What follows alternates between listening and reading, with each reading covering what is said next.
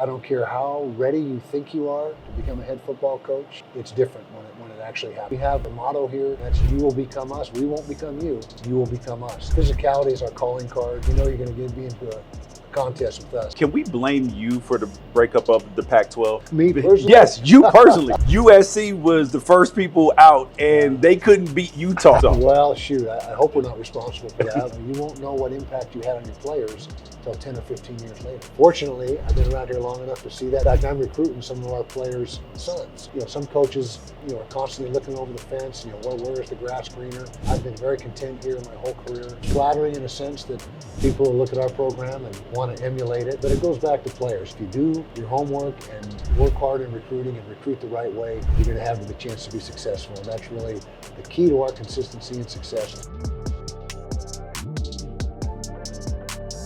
Now we are joined on the Unafraid Show by the head coach of the Utah Utes, a man who's been the coach of the year, a man who has been a part of championship teams, Mr. Kyle Whittingham. Welcome to the show. Thank you. Appreciate you having me on. So you've been here at Utah for quite some time. Yes, sir. And the word that comes to mind is consistency. I hear other coaches talk about consistency when it comes to the Utah program. Is that something that you thought about when you got the head coaching job, or has that been something that you learned along the way? Well, when I first got the job, I was just trying to survive, to be honest with you. And so it was a learning experience. I don't care how ready you think you are to become a head football coach, it's different when it actually happens. And it's a learning curve. And hopefully I've learned a few things through the years. One thing we have been able to do here is be consistent. And I think that's due to very little turnover in the coaching staff. We've been very stable in the coaching staff. We've recruited the right kind of players in the program. And that's really the biggest key is your recruiting. Recruiting is so vital to your success or lack thereof. And so I think our coaches, I know our assistant coaches have done a great job of targeting the right athletes, our kind of guys that fit into what we're doing in our culture, and getting them in the program. What does a Utah kind of guy look like? Because you guys have been able to turn two-star guys like Devin Lloyd into first-round picks, development. So what does the Utah man look like? Well, you hit it on the head. It's been a development program for a lot of years. Get players in our program, let them soak in the system for 2 or 3 years, and then they're ready to play. Now, that model has been changed a little bit with the advent of the portal and NIL.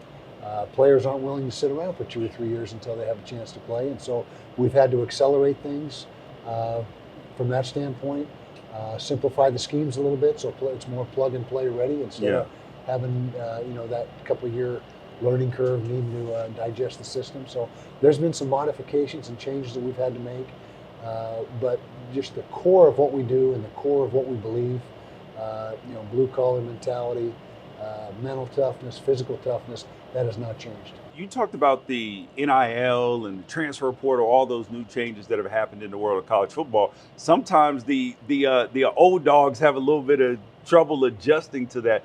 How have you been able to adjust so well to that? Well, you have to embrace it. Embrace it or die, because it's not going away. It's something that you have to evolve with the times. And really, it's a challenge because our roster, really, players are free agents twice a year. So you don't really know what you have until come fall camp because players are coming and going. And we have fully 50% of our team will be new this fall. And I think that's pretty common across the country. Teams are replacing about half their team. Whereas, not too long ago, you'd replace 20, 25 guys out of 120. That felt like a lot. It felt like a lot. Now you're replacing 60 plus out of 120. And so it's challenging in that respect. We have a mantra or motto here for the new guys that come in, and that's you will become us. We won't become you. You will become us. And so that's something that we've really adhered to through the years. People look at different areas. They're like, oh, this place is a hotbed for recruiting.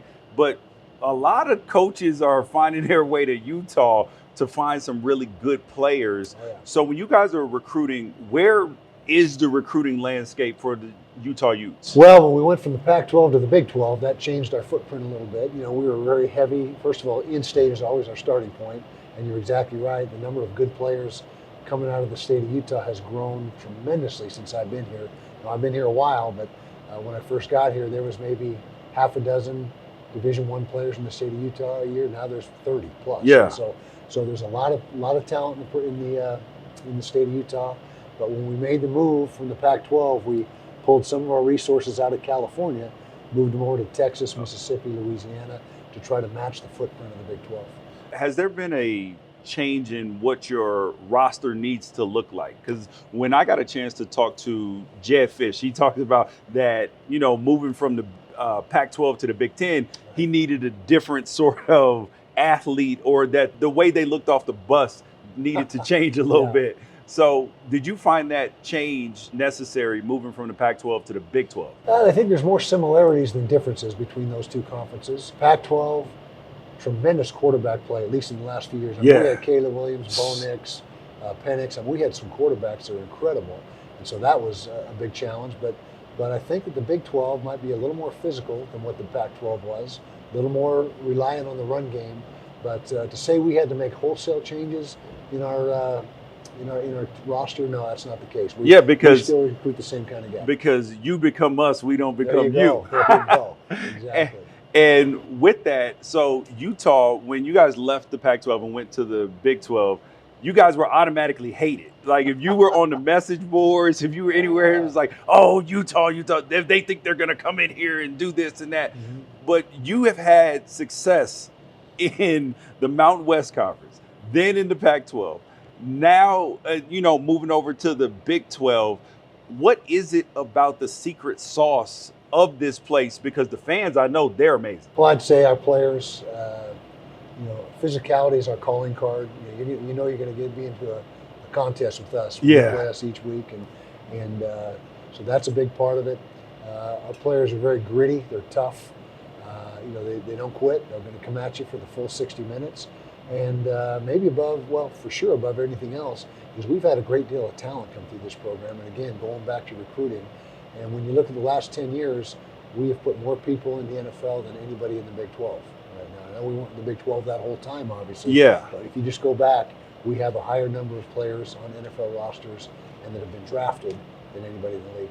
Yeah, we're talking 50, 60 plus players. Right. And from that's current Big 12 teams. Yeah. Oklahoma's moved out, Texas has moved out. But the teams that are in the Big 12 right now. Yeah.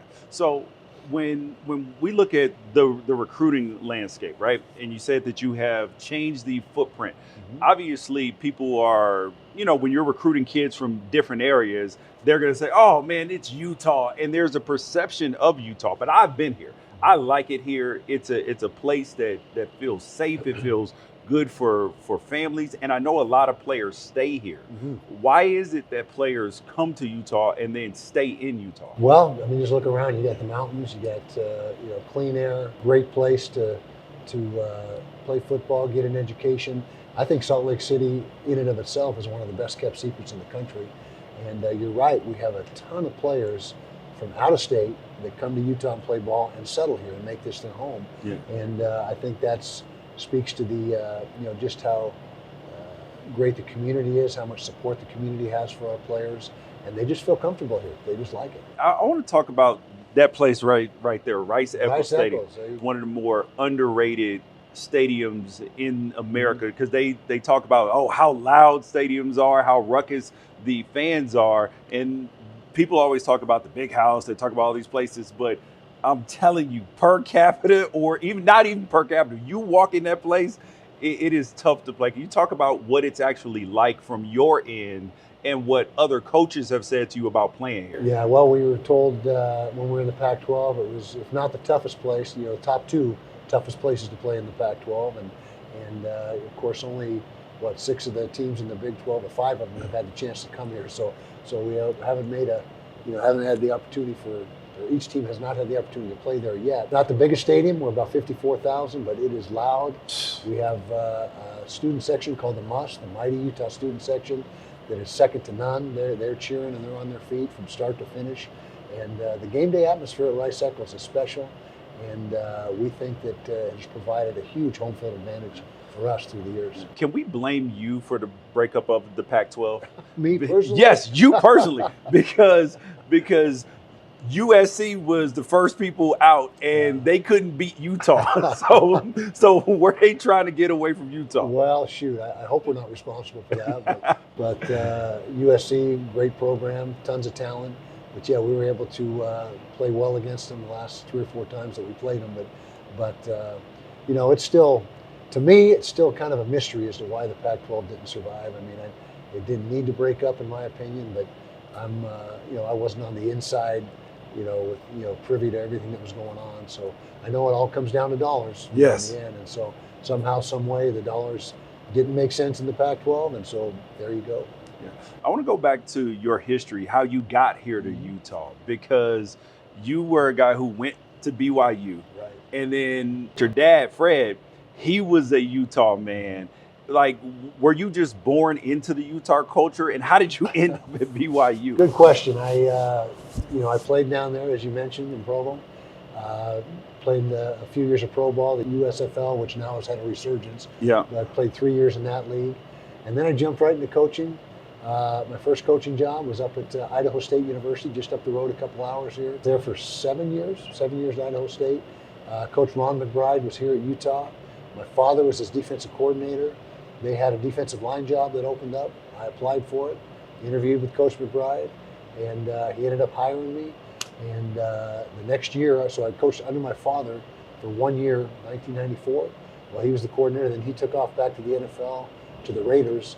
Coach McBride elevated me to coordinator, defensive coordinator, and been here ever since. Is it weird for you playing in the Holy War because you've been here for so long? So are you a BYU man in your heart, or you're a Utah man in your heart? I'm Utah all the way, and that transition was made before I got here, because my father got here in '92. Okay. And blood is thicker than water now. Facts. And so when he got here, my allegiance changed overnight.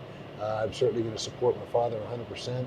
And so when I got here in '94, I was already had mentally and emotionally made that change. To go back to recruiting for a second, you talked about how players are free agents at 2 separate times now. A lot of coaches I've talked to said that the calendar needs to be fixed. I agree the calendar needs to be fixed. And how would you make adjustments to it if you were in charge in the big seat? Well, the first step is to get it to one portal window. Right now we have 2, end of December, early December, and mid-April.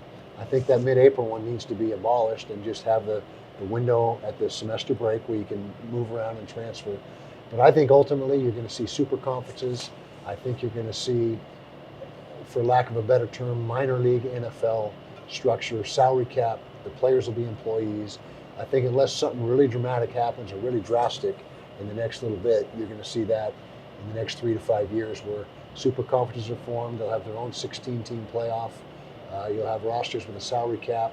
All that stuff, I think, will be in place. So where does Utah fit into that? Well, hopefully we're in that conversation with the super conferences. With the super conference, there's going to be probably 45 to 60 teams, in my estimation, that get included, and hopefully we're one of those teams. One of the things that is different in the NFL than college football, but it's also changing a little bit, is injuries and how you have to talk about them and everything else. You guys dealt with some situations, just like all coaches kind of play coy.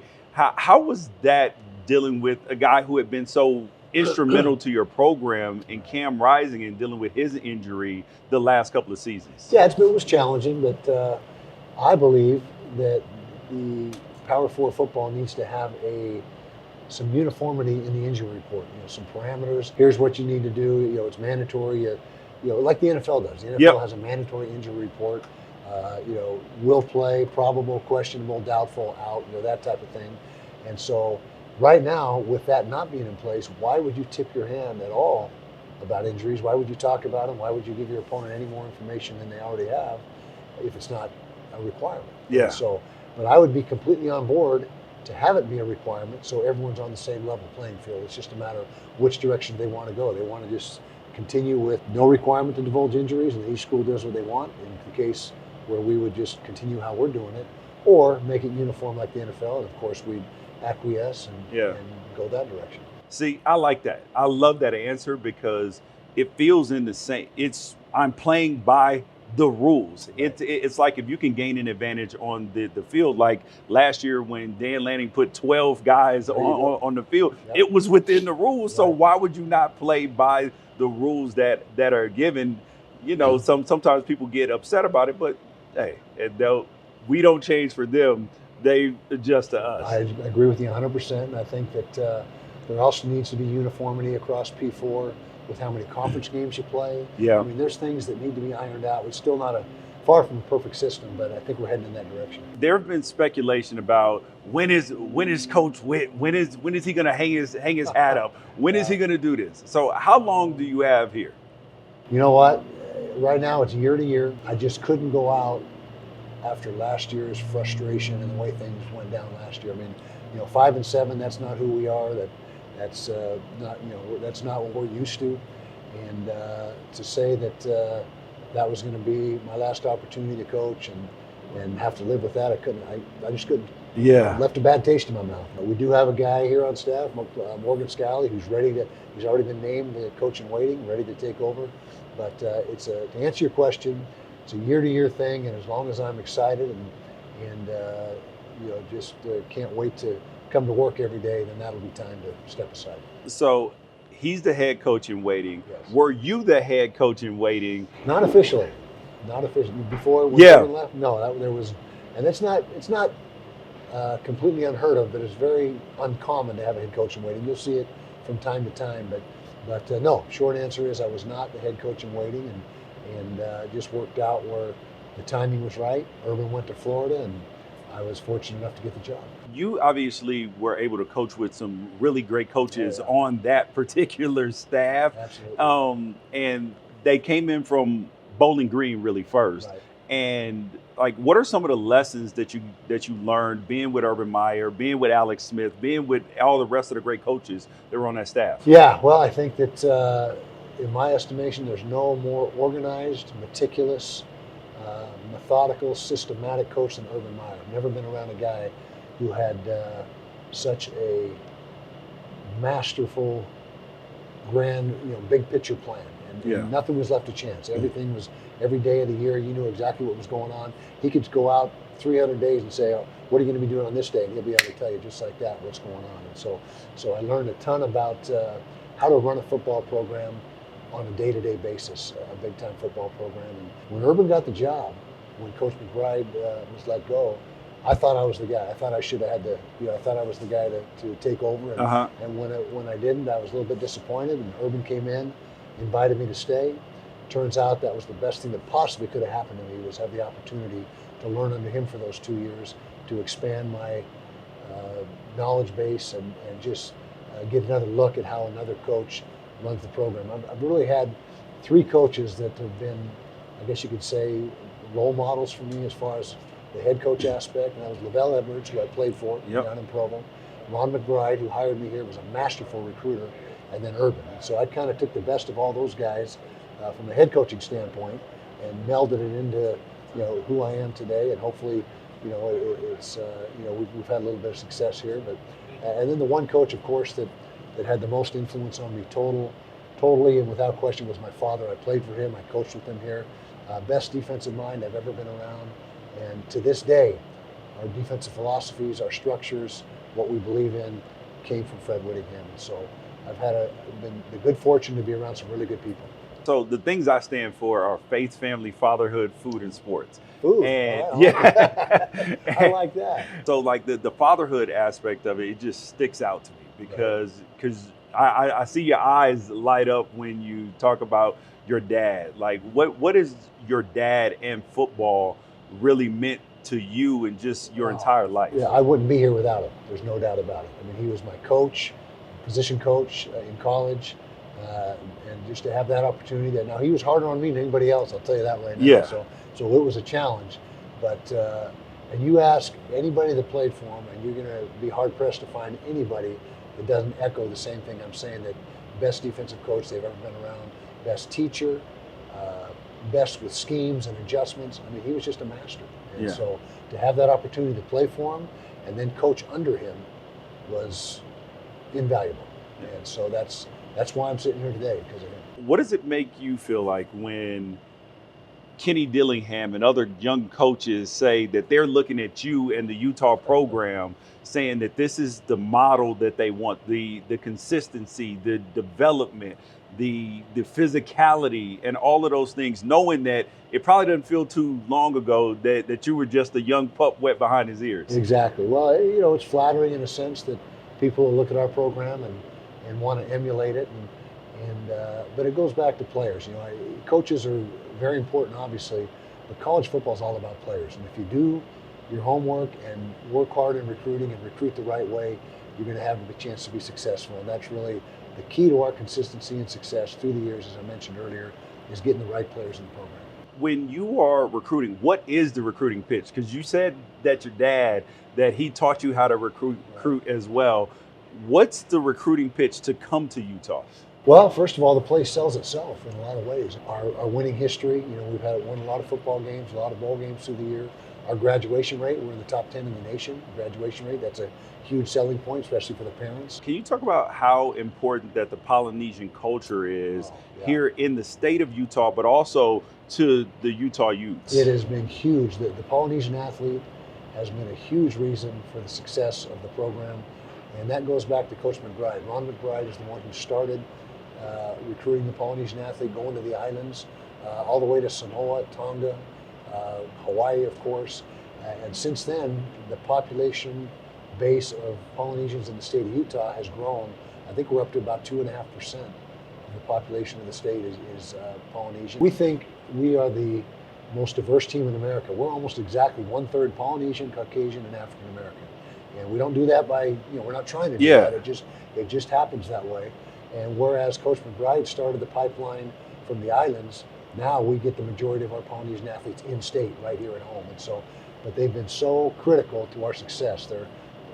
They've just been an invaluable component to what we're doing here. You guys have been through obviously some tough things here at Utah in the 21-22 season. You had 2 players pass away tragically. What was that like with the team? Because you talked about the family, and how did you kind of lead everybody through that? Yeah, that was hands down, obviously, the most difficult thing I've ever been through in my coaching career. Losing those 2 young athletes in a less than a year span was devastating. Fortunately, our culture is strong, leaned on each other, really counted on each other for support. But it was tough, and no matter how you're just never, there's no blueprint to handle something like that. And so, we've made a very concerted effort since the passing of those 2 young men to keep their personalities, they're just making sure we educate each new group that comes in here. We talk about Aaron and Ty and what they meant to the program, and just to keep their spirit alive within the program. They're represented throughout the building, on the walls and so forth. But really the way we got through it was to band together, lean on each other, and just that's how we did it. And I pay attention to a lot of the signage when I go into places. You guys' signage is all about like family, togetherness, unity, just really the things that really like build outside of football. Right. Like, what are some of the things that you're trying to instill in the young men when they come here outside of the field? Absolutely. Well, we have another philosophy here as a coaching staff. If all we do is make these young men better football players while they're here, we failed. There's so much more to it than that. And so we treat these young men like our children, literally. Teaching them work ethic, how to be a great teammate, responsibility, accountability, trusting each other. I mean, all these things that will help them be equipped for life and fatherhood, and being husbands and that type of thing, and being great community members. And I can't remember what coach said it, but he said, you won't know what impact you had on your players until 10 or 15 years later. Yeah. When you can see what they're doing with their lives, what kind of husbands they are, what kind of fathers they are. And fortunately, I've been around here long enough to see that come to fruition. Yeah.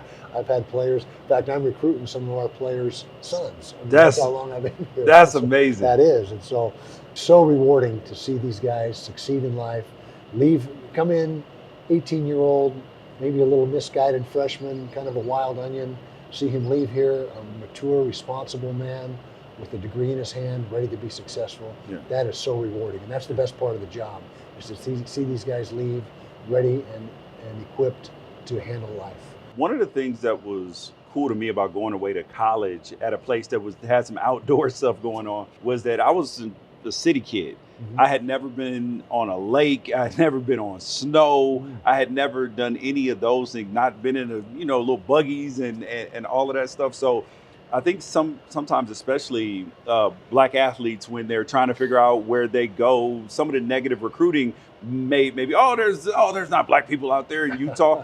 But I would say, as a kid who went somewhere else, and you can talk about this as well, like just how that sort of exposure really changes your entire life when you get a chance to experience new things that are completely outside of what you had at home. Absolutely, and the opportunity to branch out and grow and see a different part of the country. And you mentioned, negative recruiting, unfortunately, is still part of it. And we have to dispel myths all the time about Utah. I mean, coaches say, "Oh, you go to Utah, you're going to be riding in a horse and buggy, and dirt roads, and all the coaches have 6 wives, and, all that kind of stuff."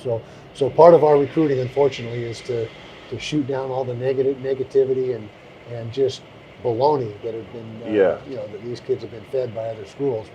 But again, once they get here and they can see the place for themselves, it sells itself. And so we feel if we can get a kid on a visit here, we've got a great chance to get that young man. I found out some things about you. Uh-oh. And so I know that you like to ski. Know that you like to play tennis. Love it. You like to play golf. Which are you best at? Oh boy, right now probably skiing. I'm probably skiing. The tennis court. I used to be very proficient on the tennis court, but getting older and I can't get around as much as I used to. Golf, I've never been any good at all. Yeah. You just like doing it. I just like doing it.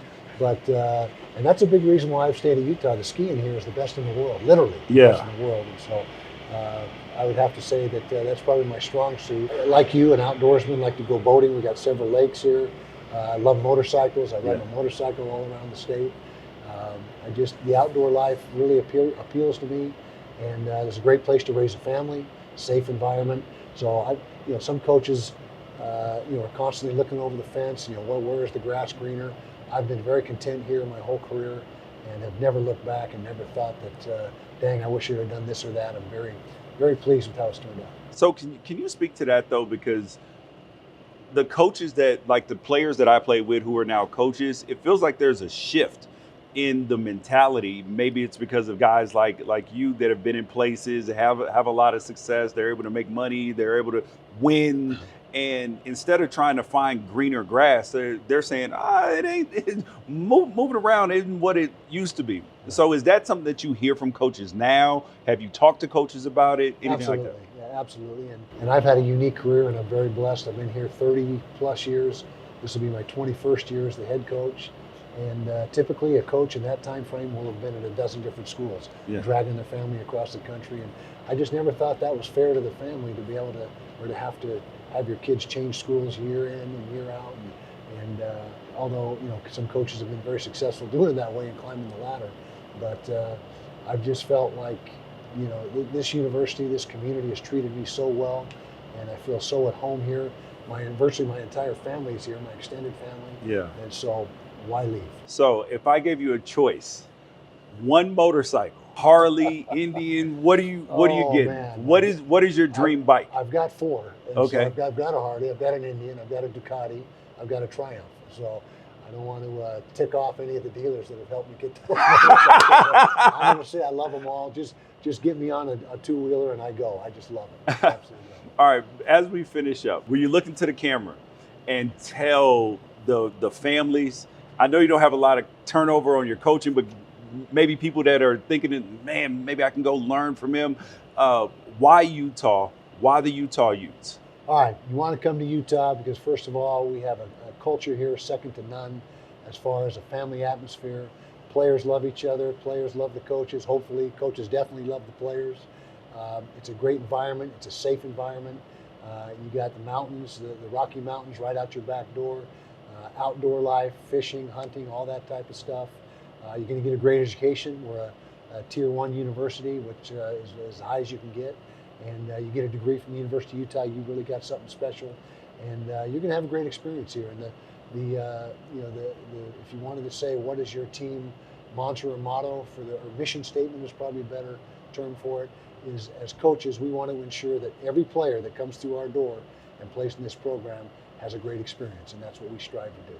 Well, you guys, he is Coach Kyle Whittingham, head coach of the Utah Utes. Man has been leading this program for so long, built something completely special here. Love it here, love the mountains, love the stadium. You get a chance to come see a game, do that. Thank you for coming on the show. I appreciate you. Thank you very much for having me on. All right, thanks.